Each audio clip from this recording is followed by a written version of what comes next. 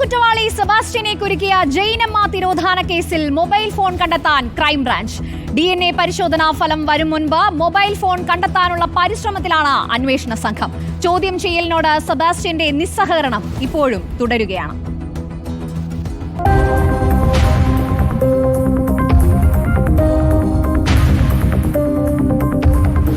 സെബാസ്റ്റ്യന്റെ ആലപ്പുഴ പള്ളിപ്പുറത്തെ വീട്ടിൽ നിന്നും അസ്ഥികൂടങ്ങൾ കണ്ടെത്തുന്നതിൽ നിർണായകമായത് ജൈനമ്മയുടെ മൊബൈൽ ഫോണാണ്. എല്ലാ അന്വേഷണങ്ങളും സെബാസ്റ്റ്യനിൽ എത്തി നിൽക്കുമ്പോഴും ബന്ധിപ്പിക്കാനുള്ള കണ്ണി ലഭിച്ചിരുന്നില്ല. സെബാസ്റ്റ്യന്റെയും ജൈനമ്മയുടെയും മൊബൈൽ ലൊക്കേഷൻ ക്രൈംബ്രാഞ്ച് നിരീക്ഷിച്ചു വരികയായിരുന്നു. അതിനിടയിലാണ് ഈരാറ്റുപേട്ടയിൽ വെച്ച് മൊബൈൽ ഫോൺ സ്വിച്ച് ഓൺ ആവുന്നത്. ഈരാറ്റുപേട്ടയിലെ മൊബൈൽ ഷോപ്പിൽ നിന്നും സെബാസ്റ്റ്യൻ ഫോൺ ചാർജ് ചെയ്തു. ഇവിടെ നിന്നും നിർണായക CCTV ദൃശ്യങ്ങളും ലഭിച്ചു. പിന്നാലെയാണ് പള്ളിപ്പുറത്തെ വീട്ടിലും ഏറ്റുമാനൂരിലെ ഭാര്യ വീട്ടിലും പരിശോധന നടക്കുന്നത്. അസ്ഥികൂടം കണ്ടെത്തുകയും DNA പരിശോധനാ ഫലത്തിനായി അയക്കുകയും ചെയ്തു. ജൈനമ്മയെ അപായപ്പെടുത്തിയെന്ന് സ്ഥിരീകരിക്കാൻ അസ്ഥികൂടം ജൈനമ്മയുടേതെന്ന് ശാസ്ത്രീയമായി സ്ഥിരീകരിക്കണം. അടുത്ത ദിവസങ്ങളിൽ റിപ്പോർട്ട് ലഭിക്കുമെന്നാണ് ക്രൈംബ്രാഞ്ചിന്റെ പ്രതീക്ഷ.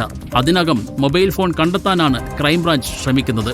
പക്ഷേ ചോദ്യം ചെയ്യലിനോട് സെബാസ്റ്റ്യൻ സഹകരിക്കുന്നില്ല. കൃത്യമായ ഒരു ഉത്തരവും പ്രതി നൽകുന്നുമില്ല. അന്വേഷണ സംഘം കണ്ടത് പ്രതിയുടെ വിചിത്രമായ പെരുമാറ്റമാണ്. പല ഘട്ടത്തിലും കുറ്റസമ്മതം നടത്തുമെന്ന് അന്വേഷണ സംഘത്തിന് തോന്നലുണ്ടാക്കും. വീണ്ടും പഴയ പോലെ പെരുമാറും. ഒരു ചോദ്യങ്ങൾക്കും കൃത്യമായ മറുപടി സെബാസ്റ്റ്യൻ നൽകില്ല.